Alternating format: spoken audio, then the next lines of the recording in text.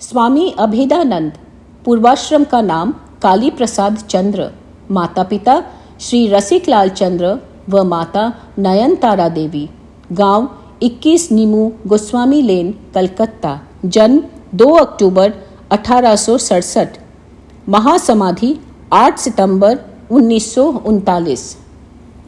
स्वामी अभेदानंद का पूर्व नाम काली प्रसाद चंद्र था। उनके पिता श्री रसिकलाल चंद्र उत्तर कलकत्ते के 21 नंबर नीमू गोस्वामी लेन में निवास करते थे।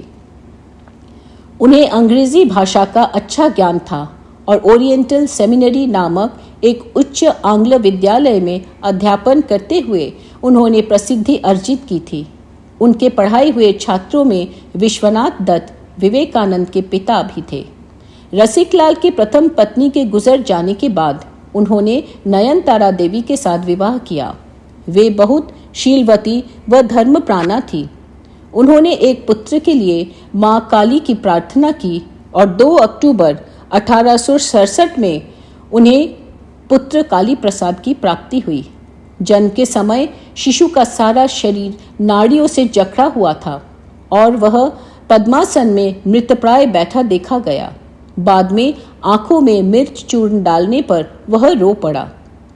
5 वर्ष की आयु में अक्षर आरंभ हुआ और यथा समय उसने गोविंद शील की पाठशाला में प्रवेश लिया। उसके बाद अहिरी टोला के यदु पंडित के बंग विद्यालय तथा बाद में ओरिएंटल सेमिनरी में भर्ती हुआ। मेधावी, धीर तथा शांत प्रभाव के बालक प्रत्येक परीक्षा में उच्च स्थान प्राप्त करता रहा। हाथीबागान पाठशाला के हेरम पंडित से उन्होंने मुग्धबोध व्याकरण का अध्ययन किया। उनके छंद ज्ञान के फल स्वरूप ही परवर्ती काल में वे विविध छंदों में अनेक सुललित संस्कृत स्तोत्रों की रचना कर सके। बचपन से ही वे शंकराचार्य के दार्शनिक जीवन से प्रभावित हुए थे। पंडित शशधर तर्क चूड़ामणि के व्याख्यान सुनकर वे योग शास्त्र के प्रति आकृष्ट हुए तथा उन्हीं के परामर्श से पातंजल योग सूत्र पढ़ने के लिए पंडित कालीवर वेदांत वागीश के समीप पहुंचे। योग के साथ साथ उन्होंने शिव संहिता भी पढ़ी। तब उन्हें पता चला कि योग अभ्यास के लिए गुरु की आवश्यकता है। तभी उनके सहपाठी से उन्हें श्री रामकृष्ण के बारे में पता चला। उनके दर्शन के लिए एक दिन वे पैदल ही चल पड़े। ठाकुर तब कलकत्ता गए थे। रात को लौटने के बाद काली ने उन्हें प्रणाम किया। परिचय होने पर अपनी योग साधना की इच्छा काली प्रसाद ने उन्हें बताई। सुनकर ठाकुर खुश हुए और उन्हें अगले दिन आने को कहा। अगले दिन ठाकुर ने उनकी जिह्वा पर बीज मंत्र लिख दिया।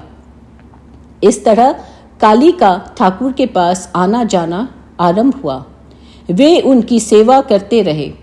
एक बार चरण सेवा करते करते उन्होंने देखा कि ठाकुर जगन माता के रूप में उन्हें स्तनपान करा रहे हैं। ठाकुर की स्वास्थ्य लाभ के लिए जब उन्हें कलकत्ते लाया गया तब लाटू और काली उनके साथ उनकी सेवा करने आए। तब से काली ने घर छोड़ दिया। सेवा करते करते ठाकुर के श्रीमुख से उन्हें निश्रित तत्व ज्ञान की बातें भी सुनने को मिलती थी। इसी समय नरेंद्र के प्रभाव से काली भी भावधारा में परिवर्तन आया था। ध्यान के समय नरेंद्र ने उन्हें स्पर्श करने को कहा था। एक बार किसी से उन्होंने गया के निकट बराबर नामक पहाड़ी की गुफा में अवस्थित एक हठ योगी साधु के बारे में सुना तो वे किसी को न बताए अकेले ही गया के लिए चल पड़े। वहां के एक साधु ने उन्होंने पूरी संप्रदाय के परिचायक मंत्रों को लिख लिया। हठ योगी से विशेष कुछ न मिलने पर वे ठाकुर के पास लौट आए और एक बार वे नरेंद्र तथा तारक के साथ बोध गया गए और वहां 3-4 दिन तपस्या में बिताकर लौट आए। ठाकुर के महासमाधि के उपरांत वे माताजी तथा योगानंद के साथ वृंदावन गए।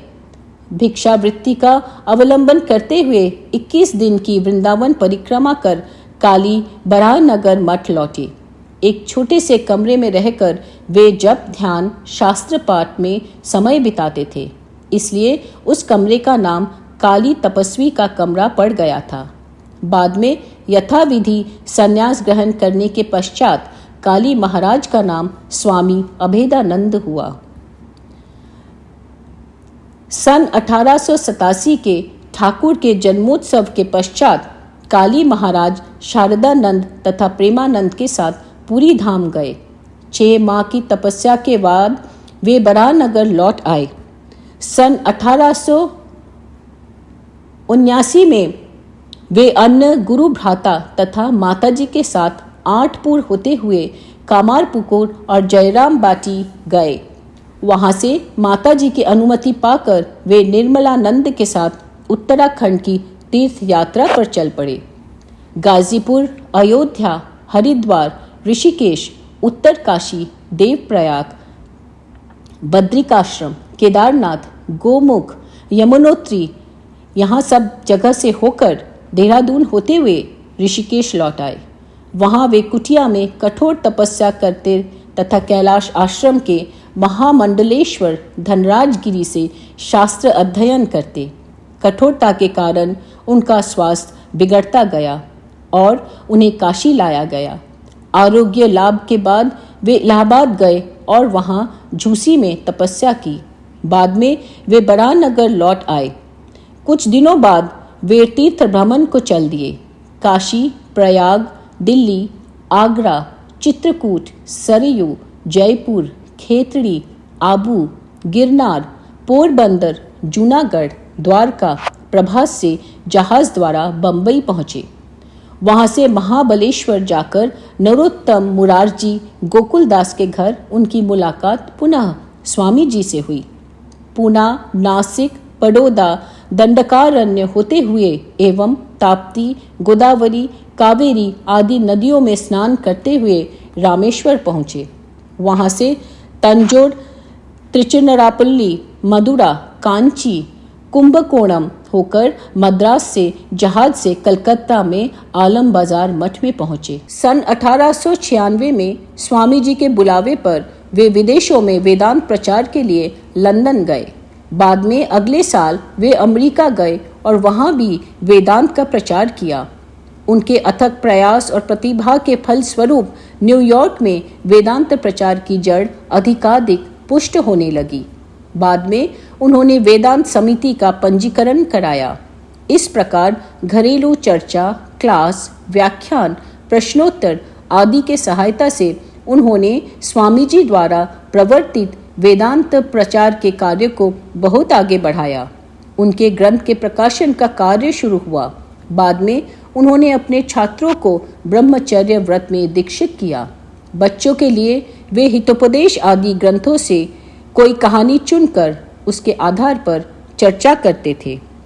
16 मई 1906 को वे कोलंबो, कैंडी, जाफना, अनुराधापुरम आदि स्थानों पर व्याख्यान देते हुए भारत लौटे। बेंगलोर, पुरी, कलकत्ता, पटना, काशी, आगरा, अलवर, अहमदाबाद, बंबई होते हुए 10 नवंबर 1906 को पुनः अमेरिका आए और वेदांत का प्रचार करते करते कर्मक्लांत होकर 10 नवंबर 1921 को भारत लौटे। 10 फरवरी 1923 को उन्होंने कलकत्ते में रामकृष्ण वेदांत मठ की स्थापना की। श्री रामकृष्ण के जन्म शताब्दी कार्यक्रम में हिस्सा लेते हुए 1 मार्च 1937 को उन्होंने व्याख्यान दिया। आखिरी जीवन के 1.5 साल वे प्रायः शय्यागत रहे और 8 सितंबर 1939 को वे महासमाधि में लीन हो गए। उपदेश। स्वामी अभेदानंद कहते, ठाकुर ने हमें बताया था कि जो राम है और जो कृष्ण है वही अब राम कृष्ण है और उनकी पूजा अनेक घरों में होगी। उनका अवतार सनातन धर्म को भौतिकवाद के चंगुल से छुड़ाकर उसका पुनरुत्थान करने के लिए हुआ था। वे सभी प्राणी मात्रों का सम्मान करते थे और विभिन्न धर्मों के देवताओं की पूजा करते थे। सत्य की उपलब्धि के बाद श्री रामकृष्ण ने घोषणा की कि जितने धर्म हैं उतने ही मार्ग भी हैं और सारे धर्म सत्य की ओर ले जाते हैं। देहात में जन्म लेकर विशेष स्कूली शिक्षा न लेते हुए भी उन्होंने उस अविनाशी ब्रह्म का साक्षात्कार कर लिया। वे जगत गुरु पर प्रतिष्ठित हुए थे। पुस्तकी विद्या के तर्क वितर्कों की परवाह न करते हुए उन्होंने जीवन के समस्याओं का अपने आध्यात्मिक शक्ति द्वारा समाधान किया था। उनका त्याग असाधारण था और वे धातु तथा सिक्के को स्पर्श नहीं करते थे।